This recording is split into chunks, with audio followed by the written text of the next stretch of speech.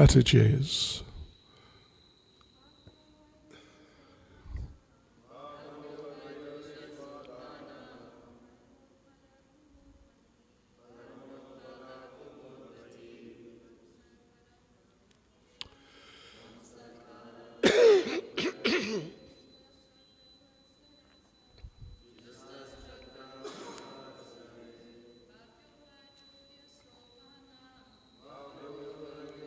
Sopana Padmopala Kumutvati Hangsakarandavakular Jasta Chakra Sarasai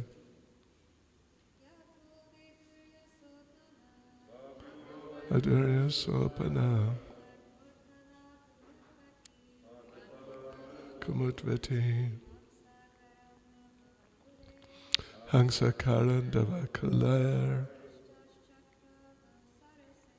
Jasta Chakra Sarasai Vapya lakes, Vaidurya, emerald, Sopana, with staircases, Padma, lotuses, Utpala, blue lotuses, Kumutvati, full of lilies, Hangsa, swans, Karandava, and ducks, Kulai, by flocks of, Jushta, inhabited, Chakrava,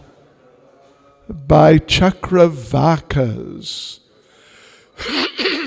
geese, Sarasai, and by cranes. Translation: there were emerald staircases which led to lakes full of variously colored lotus flowers and lilies, and swans, karandavas, chakravakas, cranes, and similar other valuable birds were visible in those lakes. Purport by Srila Prabhupada. It appears that not only was the palace surrounded by compounds and gardens with varieties of trees, but there were small man-made lakes also, where the water was full of many-colored lotus flowers and lilies. And to get down to the lakes, there were staircases made of valuable jewels such as emeralds.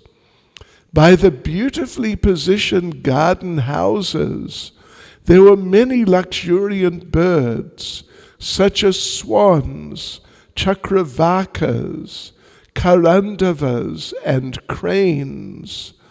These birds generally do not live in filthy places like crows do.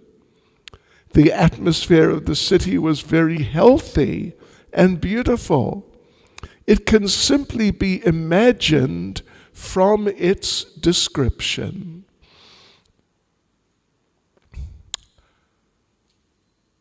Vapyo Vaidurya Sopana Padmotpala Kumudvati Hangsa Karandava Kulayar Jushtas Chakrava Sarasai. There were emerald staircases which led to lakes full of various colored lotus flowers and lilies, and swans, karandavas, chakravakas, cranes, and similar other valuable birds were visible in those lakes. Nama Om Vishnupadaya Krishna Prestaya Bhutale Shrimati Bhaktivedanta Swaminiti Namane Namaste Saraswati Deve, Gauravani Pracharne, Nirvishesha Shunyavadi Pastyachade Shatarne. Sri Krishna Chaitanya Prabhu Nityananda, Shri Advaita Gadadha Shivas Adi Gaura Bhakta Vrinda. Hare Krishna, Krishna Krishna, Hare Hare, Hare Rama, Rama Rama, Hare Hare. Vanchakalpatarubhyascha kripa sindubhya evacha patitanam pavanebhyo vaishnavebhyo namo namaha.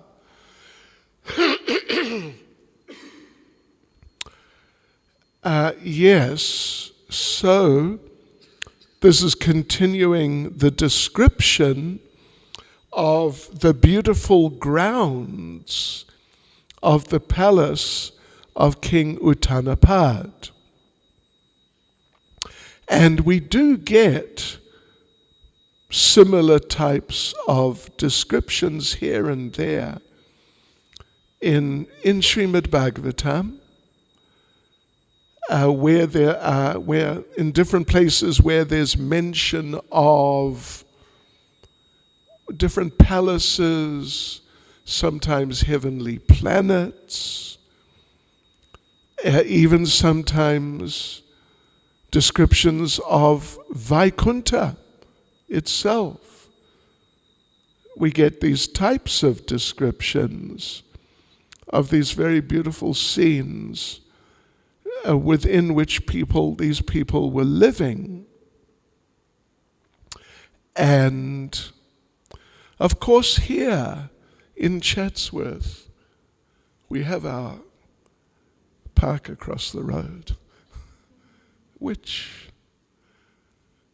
I don't think it's safe to go there, frankly, but I mean, as you drive by, put it that way, looks quite nice.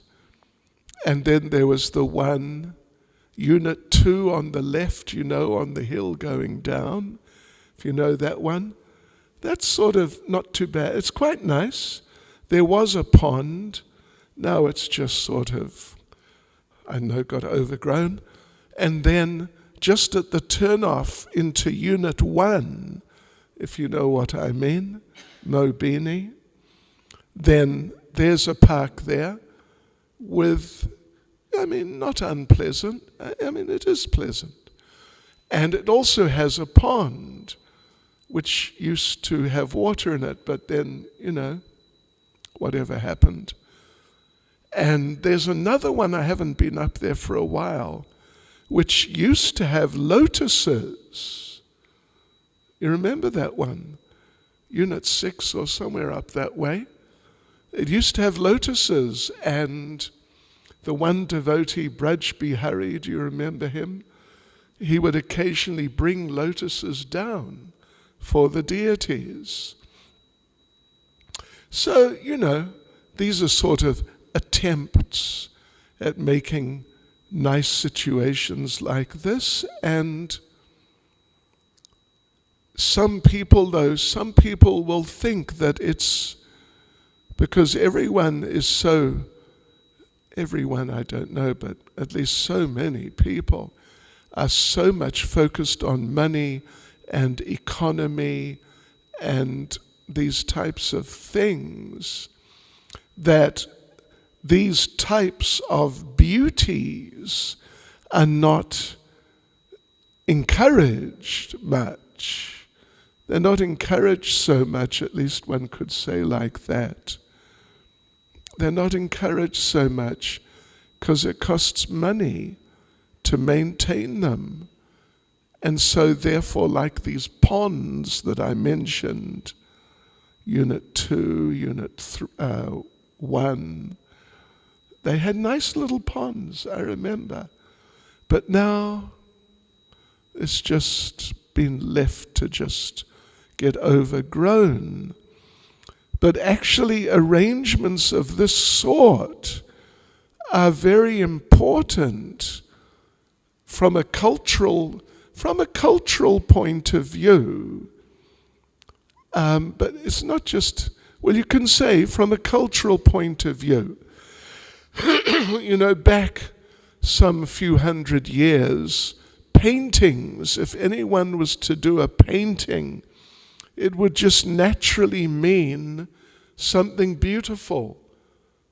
You don't find, not that I know a lot about it, but something. Back in the days of Michelangelo, Rodin, and these other, even the Impressionists, Monet and Gauguin and people like that, but they were also getting a bit, not really so fine.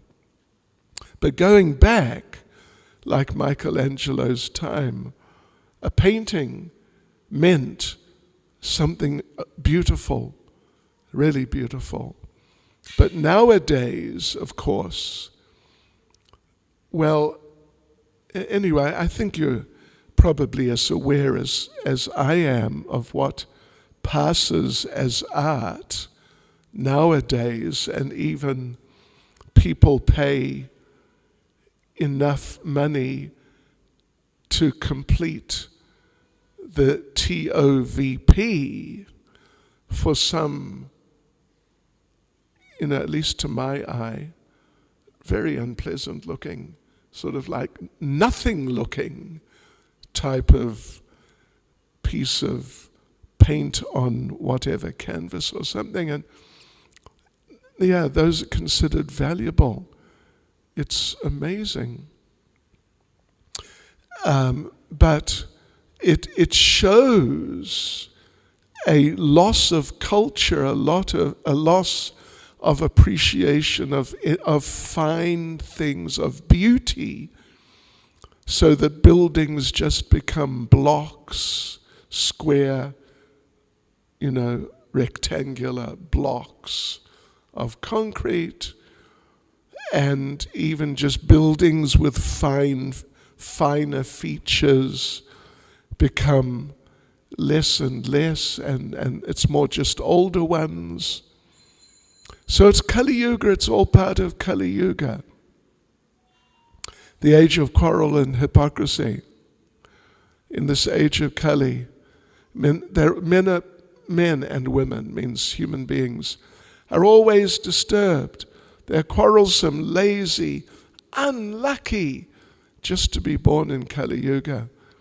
Unlucky, and above all, always disturbed. Kali Yuga destroys all the good qualities in people.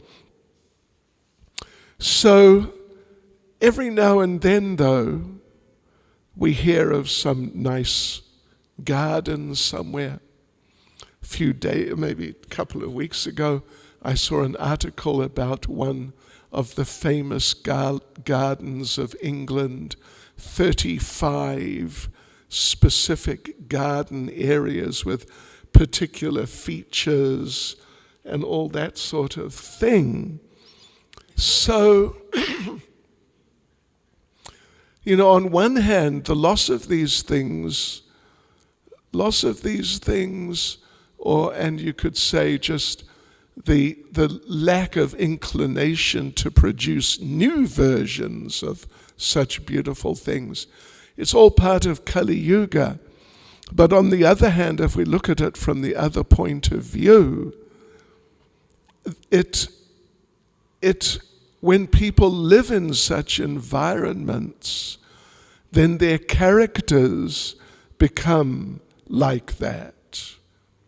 Their characters become like that. Their characters become dirty. The characters become dirty and harsh and aggressive and unfriendly and so on and so forth, that sort of thing. This is Kali Yuga. But here, this description, and like we mentioned, you get in various places in Srimad Bhagavatam, you get descriptions. There was a description of Vaikuntha in the third canto. There's the description of the airship that Kardama made, and that airship was an aerial city, and there's also descriptions there that it had similar types of parks on an airplane. We're talking about something truly extra-dimensional compared to today. And then there are other, as we go on through, we'll find other descriptions, not so many perhaps, but some, of how people were living. What was it? It was at the end of the description of the battle between Lord Shiva's followers and Nandishvara, Virabhadra. Shri Shri Radha Radhanath Shri Giri Govardhan Shri Chaitanya Mahaprabhu Ki Jai.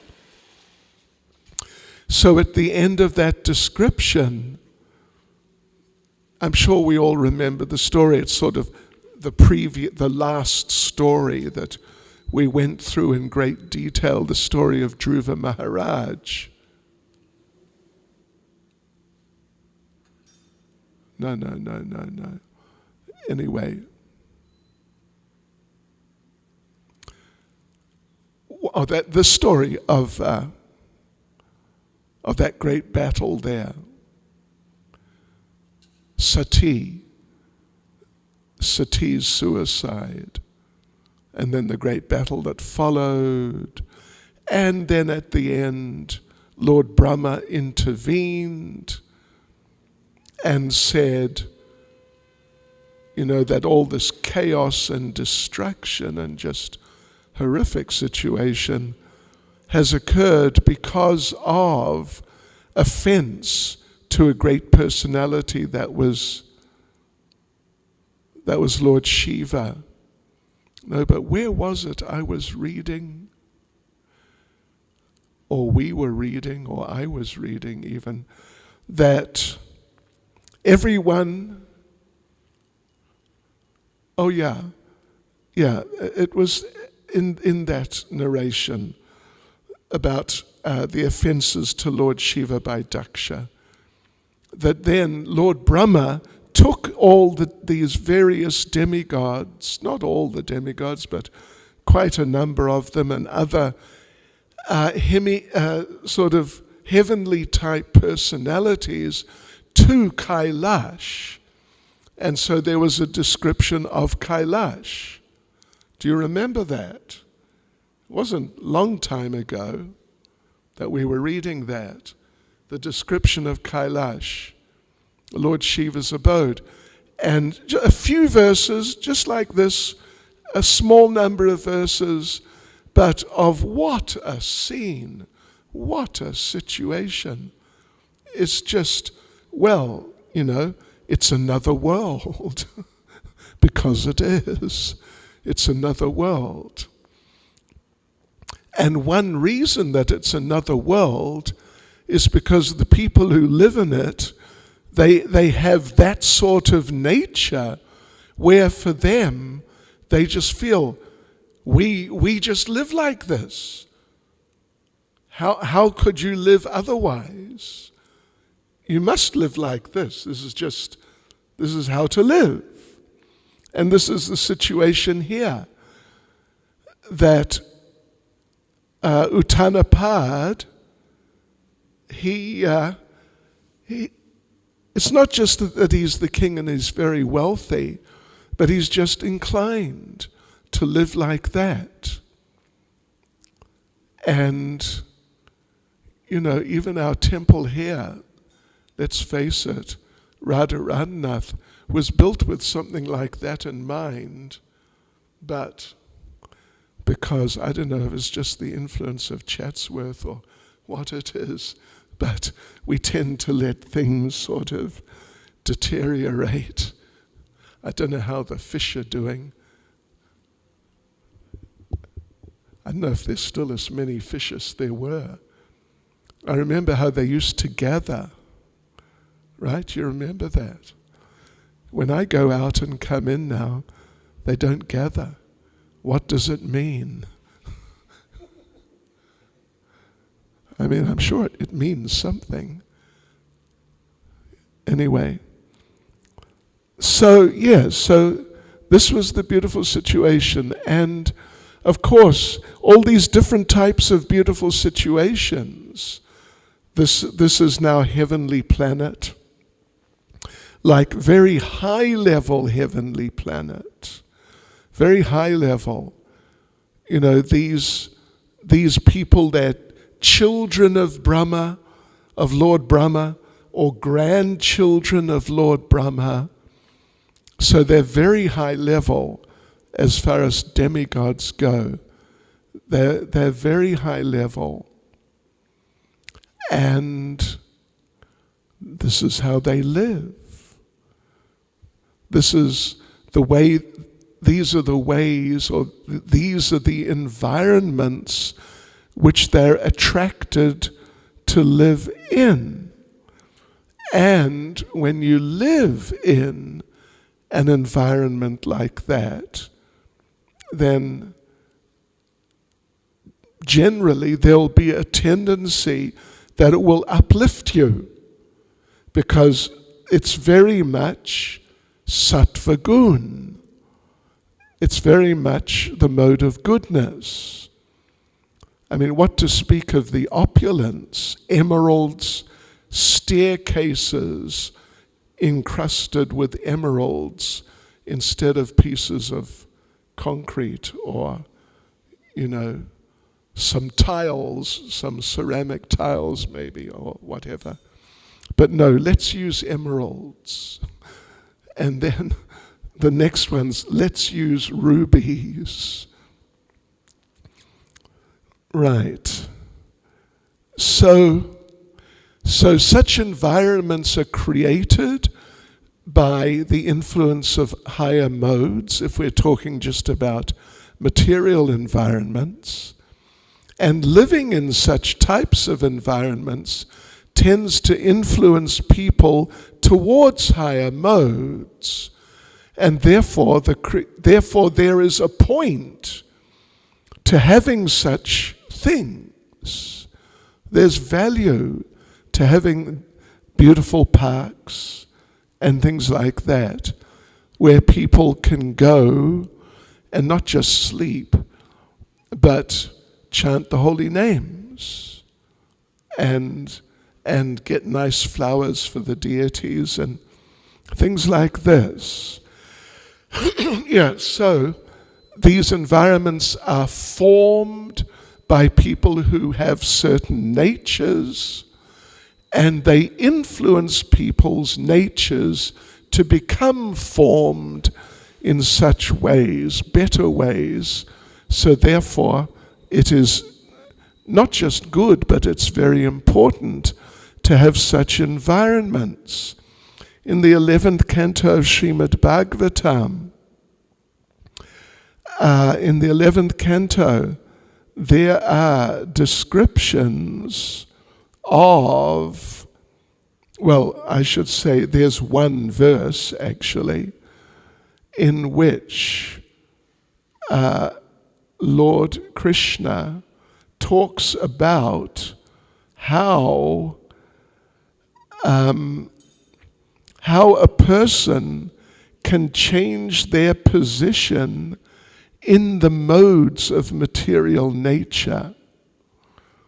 And I extracted the verse and put it somewhere, but I've got so much information here I can't find it. You know what I mean? That's another part of Kali Yuga, isn't it? Yes, but anyway, don't worry, it's here somewhere. But I do remember a certain amount of it, that Lord Krishna, he's talking about, like we said, how one can change one's position within the modes. And so he gives some examples. Things a person can easily change in their lives. And of course the idea is to improve your position in the modes. Yeah. For example, the one, as I recall, the first one that he mentions is the place you live in. The place you live in, where you frequent that place. Yeah. That has formative effects on your character, or whatever modes you are there in the place that you're living, you will pick up those modes. Therefore, you should make the mode of the place where you live good, at least goodness, as much as possible, or even as much as possible transcendental. So, and there's a saying you may have heard, I've mentioned it on a number of occasions. If you put a Brahman and dirt together, either the Brahman will go or the dirt will go. But if they coexist, then the Brahman has ceased to be a Brahman. That's, a nice one. Yeah. So you can live in a cluttered up place, or you can live in a really nice sattvic environment. But whatever it is, whatever environment you live in, means you spend the majority of your time in, that will influence you. So therefore, if you have a very sattvic, Krishna-conscious environment, that will help elevate you to a more Krishna-conscious level. Oh look, I think I just found it. Can you believe it? Yes, here it is. And would you believe I didn't even note the number of the verse, but let me read the translation of this verse from the 11th canto, and this is Lord Krishna speaking. According to the quality of religious scriptures, water, one's association with children or with people in general, the particular place, the time, the activities, the birth also has something to do with it, type of meditation, chanting of mantras, and purificatory rituals, the modes of nature become differently prominent. And here's the purport, not of course by Prabhupada exactly, but based on Prabhupada. The 10 items mentioned above possess superior and inferior qualities and are thus identified as being in goodness, passion, or ignorance. One can increase the mode of goodness by selecting religious scriptures in goodness, or Srimad Bhagavatam, selecting pure water, selecting friendship with people in goodness, and so on. Well, let's look at the so-ons. Your association. There's some sort of saying to the effect, you can tell a person by the company they keep. Someone told me a version not long ago, like less than a month ago. Show me the people someone associates with, I'll tell you what sort of person he or she is. How's that? Yeah. Then, so the place, then the times at which you do things, then just the activities you do, the type of work you do. I've mentioned before, some of you would remember, one actually disciple of mine, very nice devotee, he was a salesman. He had to travel around selling scientific equipment to different industries. So he needed a vehicle, but he sold it to go on pilgrimage to India for the first time. He came back, he had no car, so he had to use the bus. And the buses in that place are like the taxis here. You're here in Unit 5, you can hear the taxis coming from Unit 2, if you know what I mean. I mean, you can hear them coming from a long way away. Boom, boom, boom.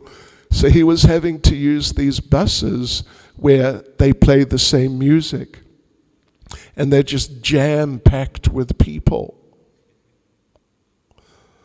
Yes. And he asked me, how can I chant my rounds attentively in such a situation? One person is there, the next two are there, and the fourth one is there. And I remember taking a train into Bombay Central once, and the devotee I was with, it was Raghava Pandit actually, he lifted one foot up to scratch his leg, went to put his foot down. There was no place to put his foot down. And I'm not joking at all. So anyway, the devotee asked me, how do you chant your rounds attentively under such circumstances? Wall-to-wall people and this heavy kind of grotesque music playing. How do you do it? And, what's a creative answer to that? So I told him, you don't. You get another job. So, your situation is different. So your work, the type of work you do, and even within different types of occupations, there are all sorts of variations. Then your birth makes a difference. Then what you meditate on, what you think about, what you focus on. If you focus on television, well, that's going to have a bad effect, I'm afraid. Yeah, but if every evening you get together with the family and study Srimad Bhagavatam or something like that, it'll have a very different and noticeable effect. And then the chanting of mantras, or not just mantras, but the sounds you listen to. If you actually chant mantras, well, they have wonderful effects. But if you listen to the pop music or the movie music, etc., you know what I mean, then it's going to have other effects. And these things are very real. These things are very real, and they're very formative on people's characters. Yes. And I remember that one of our senior devotees elsewhere, but very senior devotee, he had been associating with someone from outside of Prabhupada's movement who was, in his own way very knowledgeable, but not in Prabhupada's line. And we spoke to our devotee and said, it's not a good idea. And he said, don't worry, I'm trying to learn some sort of technical things. And he said, don't worry, I have filters on. filters, if you know what I mean, so that, he doesn't take in anything which is sort of non-Prabhupada. After a while, we found he was sort of gravitating to joining the other person. And so someone said to him, yeah, just see, the filters came out. So filtration is best to avoid rather than sort of try to filter in questionable situations. So, but this is the point that Krishna is making in this verse here in the 11th canto, that all these different things, they have effects on us. And of course, ultimately, it all builds up to the time of death. It all builds up to the time of death. And then that's formative of your next life. And if you do things, all these types of things here, selecting the association or utilization or engagement in certain activities like that, which are not in the right modes, then don't worry, they will have effects on you. They will have effects on you. Yeah. So therefore, Srila Prabhupada really liked it when devotees lived in temples, actually. Or if you're not going to live in a temple, or if you're not able to, at least you make your home a temple. And really make your home a temple, just really. And have that environment, because it will form you. And be careful about the situation where you work and the people you work with and what you read and what you, if you watch anything, what you watch, etc., etc. Because they'll form your character. And we as aspiring devotees, we should consider like that too. What am I, how am I constructing my life, my lifestyle, the environment in which I live and the people I live with, and even how I associate? When we do this seminar, we do a seminar about devotee relationships, and we give the devotees an exercise that at lunchtime, sit down next to someone you normally wouldn't sit next to, and start a Krishna conscious discussion. Like, you know what I just read in Bhagavad Gita? That sort of discussion. Start that sort of discussion and try to develop that discussion rather than the type of discussion which, the how are you discussion. How are you is the foundation. I mean, there's not necessarily anything wrong with asking devotees how they are. I mean, if you're actually interested or concerned, are you all right or not? But you may have read, there's a conversation of Prabhupada's with, I think, a journalist, and the journalist asks Prabhupada, how are you? And Prabhupada answers, what does it matter to you how I am? Yes. And I mean, and then Prabhupada explores it a little bit. If I'm about to die, what does it matter to you? Are you going to do anything? No, you're just going to carry on. So, and we have these automatum conversations in South Africa. How are you? There's no answer. I'm fine, thank you. It's automatic. Press button A. But the other one didn't press button A. They didn't press any button. So yes, so it really matters.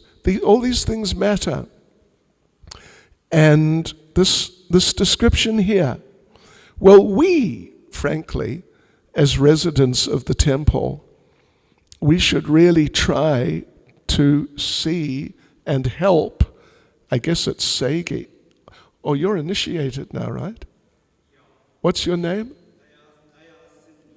Dayal. Daya Sindhu. Wow. Better than Segi. Daya Sindhu Prabhu.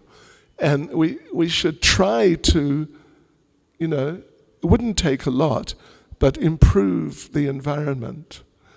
Like the broken terrazzo. If you know what terrazzo is. Yeah, all of that. And, the pieces of stainless steel in the joints, which have kind of, or here, at the bottom of the peacock tails, you see there's a little gap. There used to be another piece of peacock tail. So, at the bottom of the peacock tails, you see there's just a hole there now. There should be an extra piece of peacock tail. Anyway, let's not criticize, but we should do like this because it will help us if we make sure the environment is nice and clean and maintained. Maintenance, creation is Lord Brahma, destruction is Lord Shiva, maintenance is Lord Vishnu. And why not creation Lord Vishnu and maintenance Lord Brahma? Why not? Because maintenance is too difficult for Lord Brahma. Only Vishnu can do it. Yeah, he's the only one who's got the capability to maintain over an extended period of time. Yeah. So these things matter. And we, for example, Srila Prabhupada wanted us, obviously he ordered us to chant not less than 16 rounds a day. That we all know too well.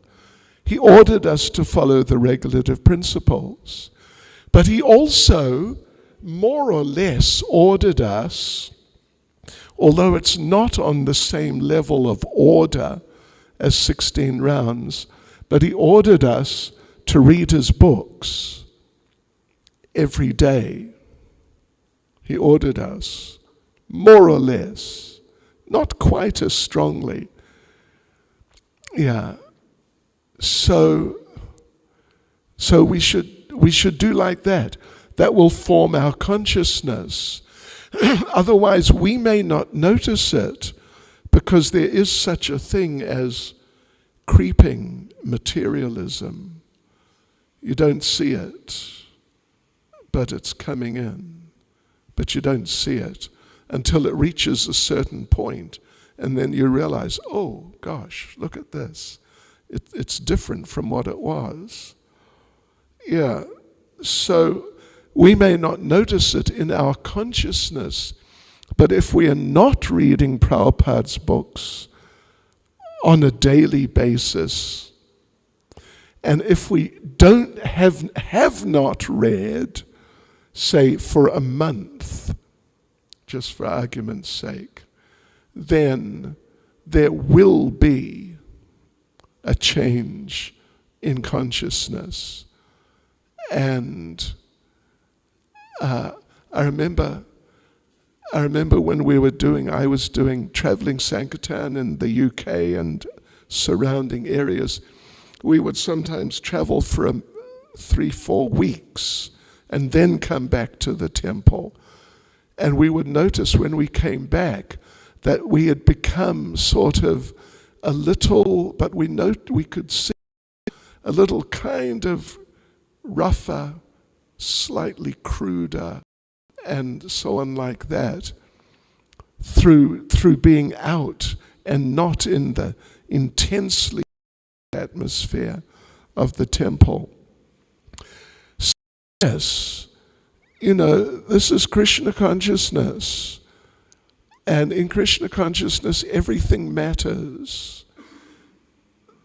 There's nothing which truly doesn't matter at all. Everything has its effect from very little things up to bigger things. So we as practitioners, we really have to tune ourselves by making sure that certain things are there in our lives, and that will create solid Krishna conscious foundation, which can help to sort of withstand when some negativity happens to come. So here anyway, it's such a beautiful description. It's really outstanding. What a place. What a place. And I think, let me see. Well, anyway, that's just the one verse. Sometimes you get a bit of a sequence of verses. And I wanted to ask Ram Govinda Maharaj, what is a karandava? Karandava, bird. Prabhupada says duck. I didn't hear of it. But ducks.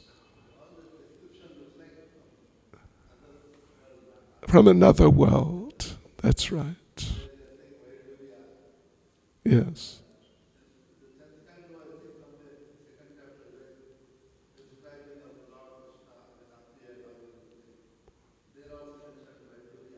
Vaidurya.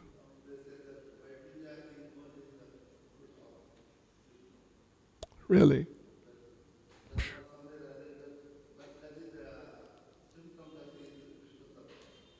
Acha, okay.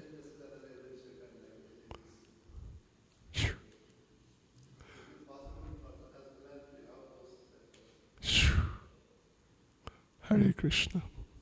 Any comment, Maharaj?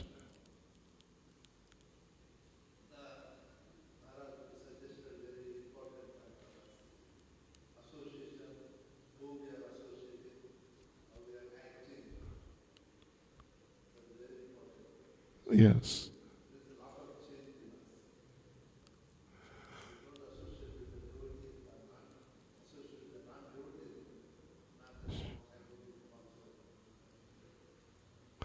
True.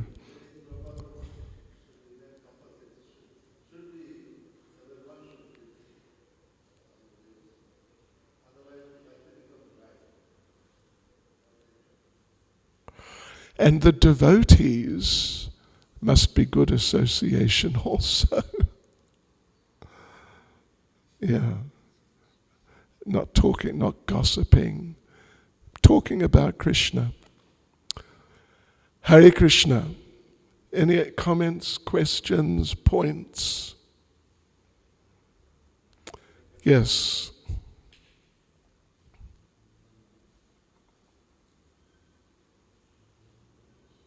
Thank you so much for the statement. I was just thinking that within the temple environment, even if we were to keep our own spaces as septic as we could, and within the temple space or property, we made these spaces which are very cluttered and unclean. I was wondering, would that affect the consciousness of everyone staying in the temple as a whole? If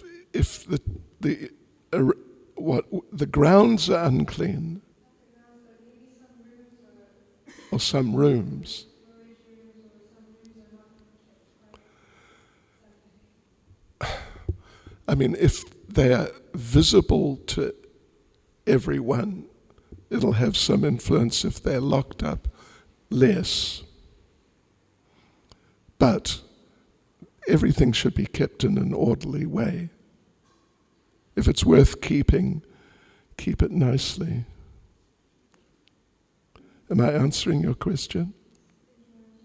And I was also thinking that the temple is transcendental, and yet could it be that we may still be influenced by the environment surrounding the temple? Well, the temple, yeah, so the point is the temple is transcendental, but could we be influenced by the environment surrounding the temple? That was the point, yeah? Well, it's possible. The noise sometimes you get these people driving around in these, they're sort of like attempted racing cars. You know, these noisy vehicles. And sometimes you get, the boom boom music, you know what I mean? Going down this road, and it shakes the building. Yeah. It shakes the building. So that has some effect. It may not have a massive effect, but it definitely, in terms of our states of mind, it definitely has some effect. Because, everything matters. Yeah. Hare Krishna. Srila Prabhupada Ki